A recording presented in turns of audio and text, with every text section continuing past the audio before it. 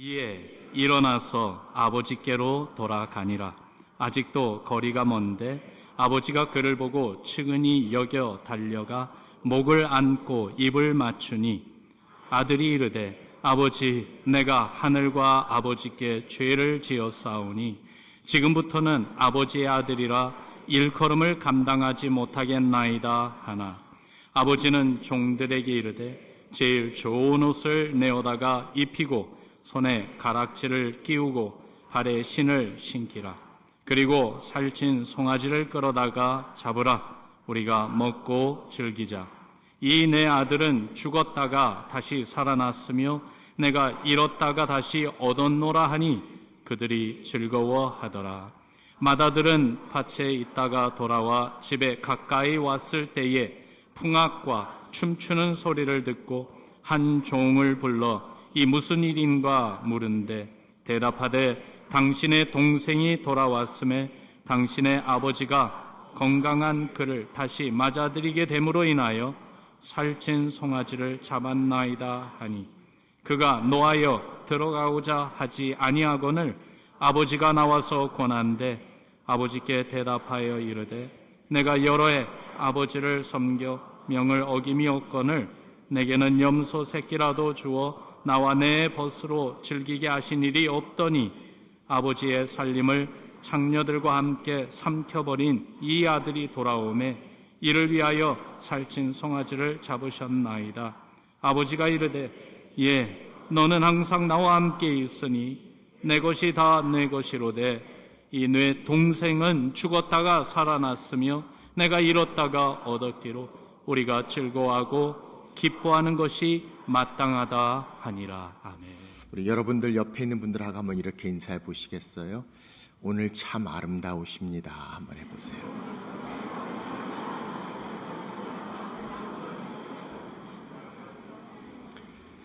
그분에게 한번 이렇게 화답해 보십시오. 그건 당신의 눈이 아름답기 때문입니다.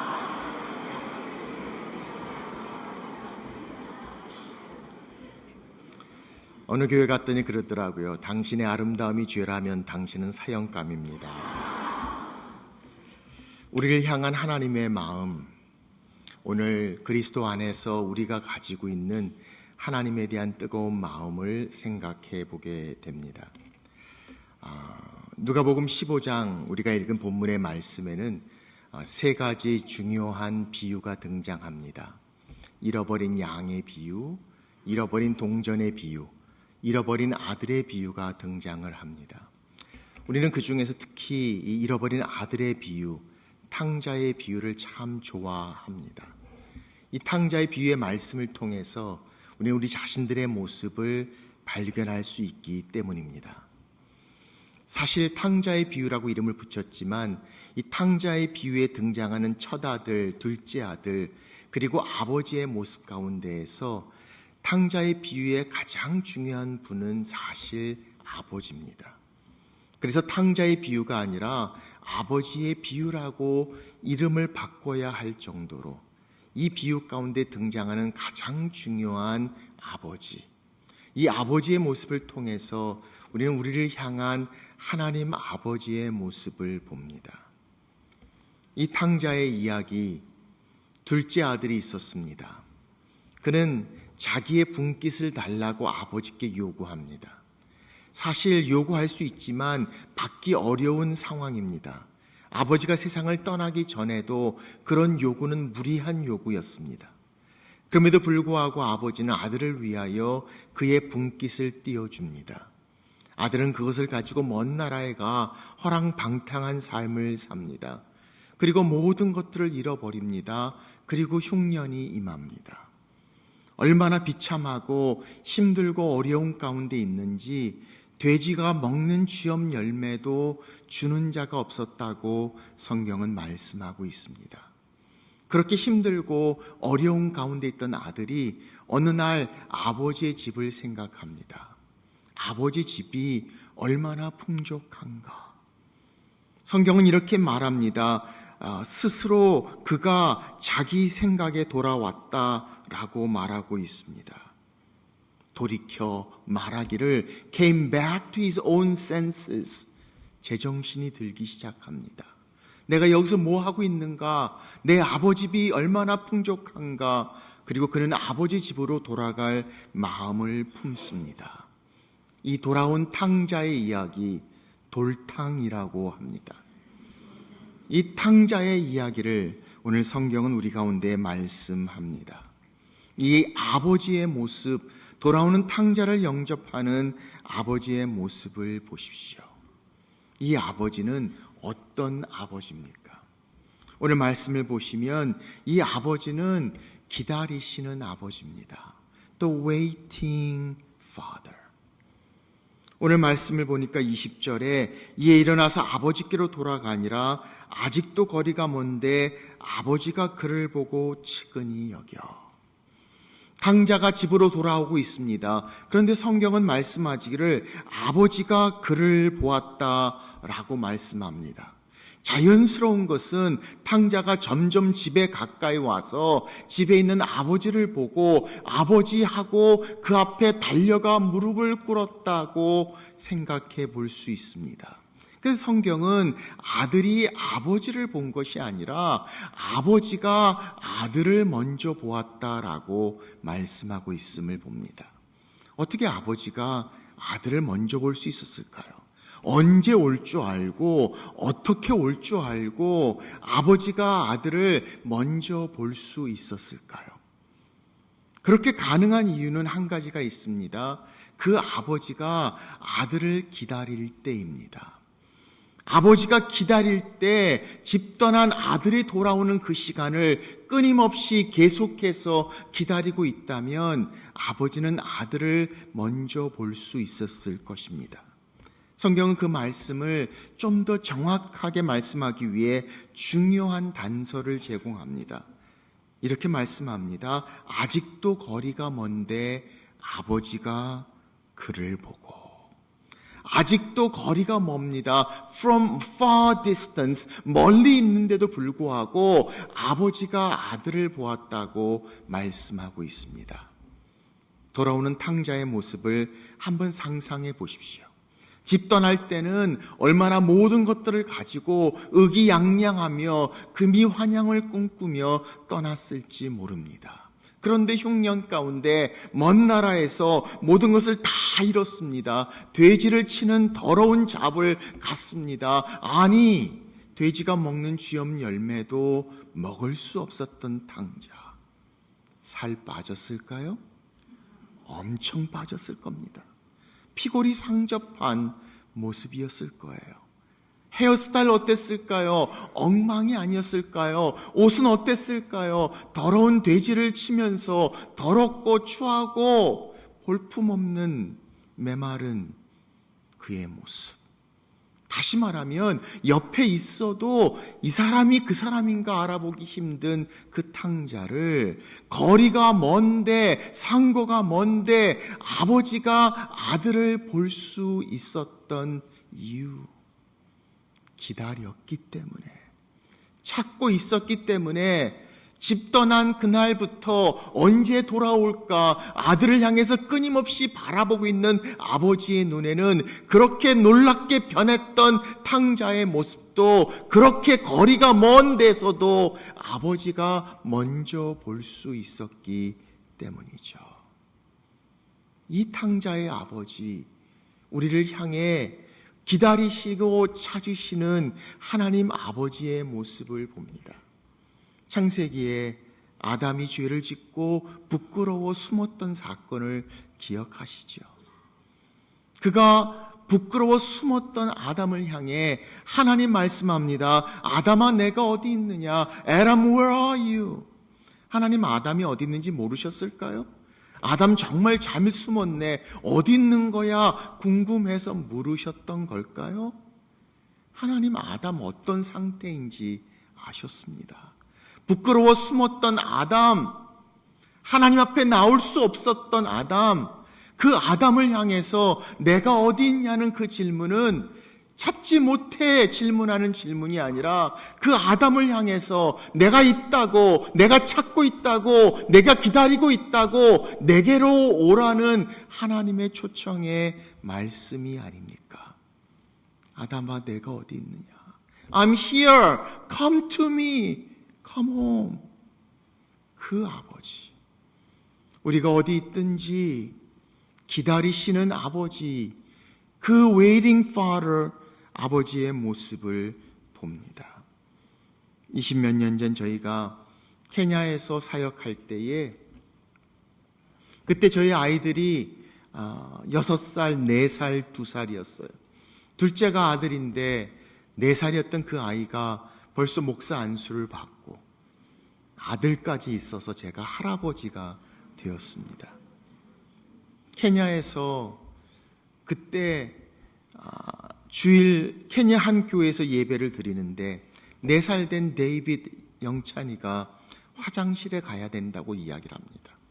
아들이니까 할 수 없이 아빠인 제가 아들을 데리고 화장실로 갑니다. 화장실은 교회에서 좀 떨어진 공간에 있었고 황량한 곳에 있는 그 화장실에 다 예배 중이라서 사람들은 교회 안에 있는데 저만 영찬이 아들을 데리고 화장실로 향합니다.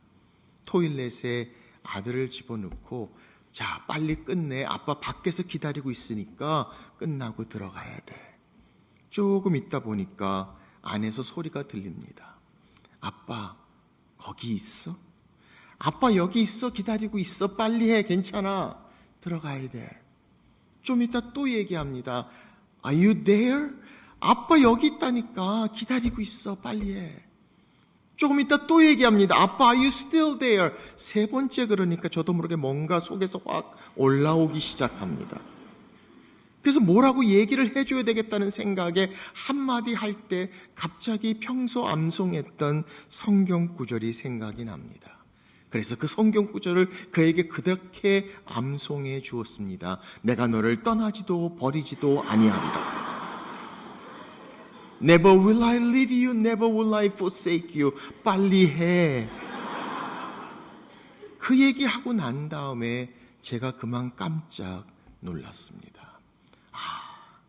화장실 문에서 아빠가 밖에 있는지 기다리고 있는지 알지 못하고 있는 그 아들의 마음 가운데 내가 너를 떠나지도 버리지도 아니하리라, 그 하나님 아버지의 말씀이 이런 말씀이었구나 라는 생각을 갖습니다. 사랑하는 여러분, 우리가 어떤 곳에 있든지 힘들고 피곤한 우리의 삶을 향해 하나님 기다리십니다. 찾으십니다. Where are you? 집으로 오라고. 내가 기다리고 있다고. 돌아오는 탕자를 향해 찾으시고 기다리시는 아버지의 모습을 봅니다. The waiting father. 그런가 하면 그 아버지는 그 탕자를 향해 달려오시는 아버지십니다. 아버지가 그를 보고 측은히 여겨 달려가 목을 안고 입을 맞추니. 성경은 그 아버지가 아들을 보는 순간 뛰어갔다고 이야기하고 있습니다. 탕자가 돌아오는 발걸음을 한번 생각해 보십시오. 죄책감과 미안한 마음에, 피곤한 마음에 터벅터벅 불편한 가운데 돌아오는 그 아들을 발견하는 순간 아버지는 그 자리에서 자리를 박차고 뛰기 시작합니다. 성경의 말씀을 보시면 이 아버지는 꽤 잘 나가는 아버지였을 것입니다. 마을의 유지였던 것 같아요. 종들도 있었습니다. 자기 밭도 있었습니다. 살찐 송아지를 잡을 수 있는 능력이 있는 아버지였습니다. 그런데 그 모든 것들 아랑곳하지 않습니다. 사람들도 종들도 신경 쓰지 않습니다. 아들을 보는 순간 그냥 맨발로 그냥 뛰어가기 시작합니다. 아들을 향해 일직선으로 뛰어가고 있는 아버지의 모습을 보십시오. 아들이 한 걸음 올 때 아버지는 10걸음을 뛰어갑니다. 그 속도와 거리보다 아버지가 그를 향해 다가가는 속도가 훨씬 더 빠릅니다. 이 아버지의 모습을 보십시오. 저는 이 달려오시는 아버지의 모습을 보면서 이렇게 예수 그리스도의 모습이 이렇게 같이 오버랩 되어져 봅니다. 그는 근본 하나님의 본체시나 하나님과 동등됨을 취할 것으로 여기지 아니하시고 오히려 자기를 비워 종의 모습을 가지사 사람의 모양으로 나타나사 자기를 낮추시고 죽기까지 순종하셨으니 그 십자가에 죽으심이라. 다른 성경은 이렇게 말씀합니다. 하늘의 모든 특권을 다 내려놓으시고 그냥 우리를 향해서 일직선으로 십자가까지 그냥 그렇게 뛰어오셨던 예수 그리스도의 모습, 달려오시는 아버지. 한 번은 인터넷에서 한 이야기가 제게 큰 감동을 주었습니다. 미국의 4학년 클래스에서 있던 한 이야기입니다. 존이라는 학생의 어머니가 선생님의 호출을 받습니다. 상담을 요청하는 선생님을 만나 이 어머니는 상담의 이유를 듣습니다. 선생님이 어머니에게 얘기합니다. 지난주에 제가 우리 클래스에서 학생들에게 개미와 배짱이 이야기를 했습니다. 개미와 배짱이가 있는데 개미는 땀을 뻘뻘 흘리며 음식을 준비해서 추운 겨울날 준비를 했고 배짱이는 아무것도 하지 않고 계속 먹고 놀기만 했다. 자, 그리고 추운 겨울이 왔다. 어떤 일이 벌어질지 숙제로 마지막 이야기를 써오는 것을 주었다는 겁니다. 그 다음 주에 선생님이 숙제를 다 걷어보니까 크게 두 그룹으로 나눠지더래요. 한 그룹은 개미는 자기가 모아온 음식을 먹고 건강하게 겨울을 잘 지냈고 배짱이는 굶어 죽었다. 또 다른 그룹은 이렇게 썼답니다. 개미가 착해서 자기가 모아온 것을 배짱이와 나눠 먹고 둘이 겨울을 잘 지냈다. 그런데 이 Little John이, 이 존이라는 학생은 선생님이 한 번도 본 적이 없는 숙제를 해왔다는 겁니다. 그래서 어머니를 불러서 상담을 요청하는 거예요. 선생님은 이야기합니다. 존이는 이렇게 썼다고 합니다. 개미가 자기가 모아온 것을 다 모아서 배짱이에게 주고 개미는 굶어 죽었다. 그리고 그 밑에 이렇게 십자가를 그려놓았대요. 우리가 웃었습니다. 그 웃음의 의미는 이런 거죠. 말도 안 돼. 그런 바보 같은 개미가 어디 있어? 그런 개미는 존재하지 않아. 그런 바보 같은 개미라니. 하늘의 동등됨을 취할 것으로 여기지 아니하시고 오히려 자기를 비워 사람의 모양으로 나타나사 종의 모습으로 자기를 낮추시고 죽기까지 순종하신 예수 그리스도의 모습 다 버리시고 다 내려오시고 죽기까지 십자가를 향해 달려가신 그리스도. 사랑하는 제자도 어머니도 무서웠던 로마 병정도 멈출 수 없었던 예수 그리스도의 십자가, 우리를 향한 그 십자가의 모습을 봅니다. Running Father, 달려오시는 아버지, 그냥 우리를 향해 달려오시는 아버지십니다. 이 아버지가 우리를 회복시키시는 아버지십니다. 오늘 말씀을 보니까 그 아버지가 아들을 보고 달려갑니다. 목을 안고 입을 맞추니 라고 이야기합니다. 아들이 이르되 아버지여 내가 하늘과 아버지께 죄를 지었사오매 지금부터는 아버지의 아들이라 일컬음을 감당하지 못하겠나이다 하나. 자, 오늘 말씀을 보십시오. 아들은 지금 아버지께 다가오고 있어요. 아버지는 아들을 향해 그냥 뛰어갑니다. 아들은 아마도 그 내려오는 동안에 아버지를 만나면 어떻게 해야 할 것인가 생각했을 거예요. 성경은 오히려 말씀합니다. 내가 아버지를 만나면 아버지 앞에 무릎을 꿇고 내가 아버지와 하늘 앞에 죄를 지었사오니 라고 고백해야 되겠다 연습까지 한 것을 보게 됩니다. 우리가 익숙한 코리안 드라마의 모습으로 본 장면을 좀 더 생각해 본다면 돌아오는 아들이 아버지의 달려오는 모습을 보면서 준비하고 이야기하고 싶었던 그 마음으로 무릎을 꿇고 입을 열어 아버지라고 하려는 순간 아무 말도 할 수 없었어요. 입을 열기도 전에 아버지가 달려와서 목을 얼싸안고 입을 맞춥니다. 한국말에는 입을 맞췄다고 했지만 영어 성경이나 헬라 원어를 보면 복수입니다. 그냥 뽀뽀 수준이 아니라 many kisses. 그냥 다가와서 입을 그냥 계속 맞추는 아버지의 모습을 보십시오. 한마디도 하기 전에 이미 그의 목을 얼싸움과 입을 맞춤을 통해 아버지가 이 아들을 향해 이야기하고 있는 것을 보십시오. 그때야 비로소 아들은 아버지 앞에 무릎을 꿇습니다. 그리고 내가 아버지의 아들이라 일컬음을 감당하지 못하겠나이다. 그런 아들을 향해 아버지는 뭐라고 합니까? 종들에게 얘기를 합니다. 제일 좋은 옷을 갖다 입혀라. 제일 좋은 옷 어디 있어요? 누구 옷이에요? 아들의 옷이었을까요? 종들이 아들의 좋은 옷을 어떻게 알아요? 종들이 이해하고 아버지가 이야기하는 좋은 옷, 누구의 좋은 옷이었을까요? 아버지의 좋은 옷. 자기의 가장 좋은 옷을 가져오라고. 아들을 상징하는 가락지를 끼워줍니다. 돼지를 치느라고 상처와 먼지 가운데 있는 그 발에 새 신을 신겨줍니다. 그리고 살찐 송아지를 잡습니다.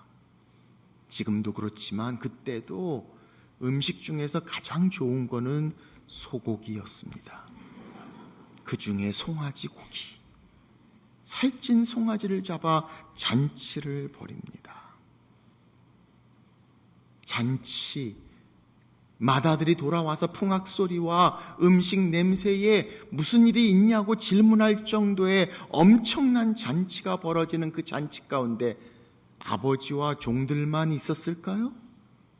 마을 사람들 다 오지 않았을까요? 다 함께 오지 않았을까요? 살찐 송아지를 잡아서 내 아들이 죽었다가 다시 살았고 내가 잃었다가 다시 얻었노라 하는 그 놀라운 잔치 가운데 가장 중요한 중간에 누가 앉았을까요? 아버지. 그 아버지 바로 옆에 누가 앉아 있었을까요? 아마도 돌아온 탕자. 아버지의 아들이라 일컬음을 감당하지 못하겠다는 그 아들을 가장 옆에 앉히고 잔치를 베풀어 목을 얼싸안고 뽀뽀해주고 용서하고 받아주는 것뿐만이 아니라 마을 사람들과 공동체 가운데서도 내 아들이라고 인정하는 진정한 회복을 경험케 하는 아버지의 모습을 보십시오. 이 아버지, 우리를 회복시키시는 아버지의 모습을 봅니다. 포퓰러 나무의 이야기를 들어보신 적이 있나요? 한 아들이 아버지께 죄를 짓고 미안한 마음에 집을 떠났어요. 그런데 늘 마음에 걸려서 아버지 집에 돌아오고 싶지만 아버지가 정말 나를 용서할까 그는 망설이게 됩니다. 용기를 내서 아버지께 편지를 쓰죠. 아버지, 내가 몇 날 며칠에 아버지 집에 돌아가고 싶은데 저를 용서하신다면 제가 도착하는 역전 앞에 큰 포퓰러 나무에 흰색 천을 걸어주시면 아버지가 용서하시는 줄 알고 다음 역에 내려서 집으로 돌아가지만 천이 걸려있지 않으면 그냥 지나가겠다고 이야기를 합니다. 약속한 그날에 기차를 타고 가는 길에 차마 그 다음 역의 포퓰러 나무에 천이 걸려있는가 볼 용기가 서지 않습니다. 앞에 있는 사람에게 부탁을 하죠. 다음 역에 역전 앞에 있는 큰 포퓰러 나무에 흰색 천이 걸려있는지 좀 봐주시겠습니까? 그리고 아들은 눈을 감아 버립니다. 그 역을 지나고 나서 아들은 그 사람에게 묻습니다. 큰 천이 걸려있던가요? 큰 포퓰러 나무에. 그때 그 사람은 아니라고 이야기하고 아들은 고개를 떨구며 그럼 그렇지 아버지가 나를 용서하겠어 라고 마음을 먹습니다. 그런데 그 사람이 그렇게 얘기합니다. 큰 포필러 나무뿐만 아니라 모든 나무에 흰색 천이 걸려 있던데요. 혹시나 아버지는 아들이 잘못 보고 그냥 지나갈까봐 큰 포필나무뿐만 아니라 모든 나무에 천을 걸어 놓았던 것이죠. 우리를 용서하시고 회복시키시고 용납하시는 아버지의 모습을 봅니다. 오래전에 한국 신문에서 잃어버린 자녀를 찾는 광고란이 있었던 것을 기억하십니까? 그때 그런 광고 보면 거의 내용이 비슷합니다. 다 용서했다. 다 잊었다. 그냥 돌아오기만 해라. 무조건 와라. 어떤 분은 그렇게 썼더라고요. 너 안 오면 나 죽는다. 제발 와라. Come home. 기다리고 있다고. 우리를 향해 달려오시고 우리를 향해 회복시키시는 아버지의 모습을 봅니다. 사랑하는 여러분, 오늘 힘들고 지치고 피곤한 우리들, 내가 아버지 품에 있는지 아버지 집에 있는지 우리를 찾으시고 기다리시고 우리 향해 달려오시고 우리를 회복시키시고 새롭게 하시는 하나님 아버지, 힘들지, 아프지, 어렵지, come home, 내게로 오라고. 아버지 품의 진정한 행복이, 아버지 품의 진정한 만족이, 아버지 품의 진정한 안식이, 아버지 품의 진정한 은혜가 내게로 오라는 하나님 아버지의 모습을 봅니다. 돌아온 탕자처럼 아버지 집을 향할 때 우리를 향한 아버지, 바로 하나님 아버지의 모습을 봅니다. 이렇게만 끝나도 얼마나 좋아요. 그런데 말씀이 이대로 끝나지 않습니다. 성경을 잘 모를 때는 늘 탕자 이야기만 들었습니다. 그런데 성경을 보다 보니 탕자뿐만이 아니라 탕자에게 형이 있었고 형의 이야기가 등장하는 것을 봅니다. 25절, 맏아들은 밭에 있다가 돌아와 집에 가까이 왔을 때에 풍악과 춤추는 소리를 듣고, 오늘 말씀을 보시면 그렇게 돌아온 탕자, 돌탕뿐만 아니라 또 한 명의 탕자가 등장합니다. 바로 그 맏형 큰 아들입니다. 그런데 오늘 15장에 있는 말씀을 보시면 이 비유가 시작한 이유를 성경은 설명합니다. 예수님께서 죄인들과 세리들과 함께 식사하시며 시간을 보낼 때 바리새인과 서기관들이 그 모습을 보고 수근수근 거립니다. 어떻게 저가 죄인과 저렇게 시간을 보내는가? 그때 이에 예수께서 비유로 말씀하시되, 그러니 오늘 비유의 사실 정작 중요한 펀치라인은 돌아온 탕자가 아니라 바로 이 큰아들의 이야기였는지 모릅니다. 큰아들, 밭에 있다가 돌아오보니 풍악과 춤추는 소리가 듭니다. 종을 불러서 묻습니다. What's going on? 무슨 일인가? 당신 동생이 돌아왔음에 살찐 송아지를 잡아 잔치가 벌어졌습니다. 그래, 내 동생이 돌아왔어. 어디 있어? 라고 그냥 뛰어가는 아들의, 큰아들의 모습 보지 못합니다. 성경은 이렇게 말합니다. 오히려 그가 노하여 들어가고자 하지 아니하거늘. 왜 큰아들이 노했을까요? 이 큰아들은 어떤 아들입니까? 참 좋은 아들입니다. 성경은 말합니다. 그가 아버지의 명을 어김이 없었다고 이야기합니다. 여러 해 동안 아버지를 섬겼습니다. 그날도 밭에서 일하고 돌아왔습니다. 누구의 밭이에요? 아버지의 밭입니다. 아버지를 위해서 일하고 돌아왔던 성실하고 효자, 훌륭한 맏아들. 그런데 자기의 동생을 향해서 뛰어 들어가지 못합니다. 노하여 들어가기를 꺼려하거늘 아버지가 나와서 오히려 그를 권면합니다. 네 동생이 돌아왔다. 큰아들은 이야기합니다. 당신 아들이 돌아왔으니. 이 훌륭하고 뛰어난 큰 아들이 왜 그럴까요? 오늘 성경은 그가 미싱했던 가장 중요한 것, 바로 아버지의 마음을 봅니다. 오늘 20절 말씀 보니까 성경은 말합니다. 아버지가 그를 보고 측은히 여겨. 아버지가 가졌던 가장 큰 마음, 아들을 향한, 둘째 아들을 향한, 집 떠난 그 아들을 향한 아버지의 마음을 그는 놓치게 됩니다.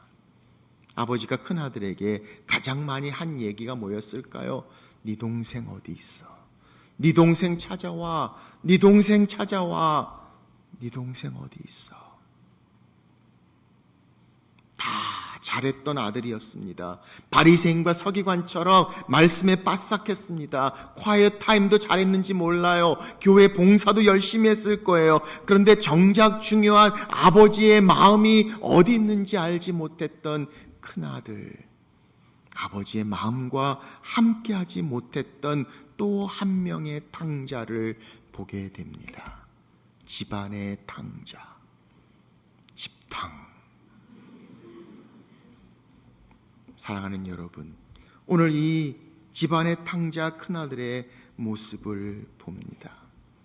오늘 이 사랑하는 귀한 뉴비전 교회, 이 아름다운 성전, 이 카펫 밑에 저희들이 교회를 건축하면서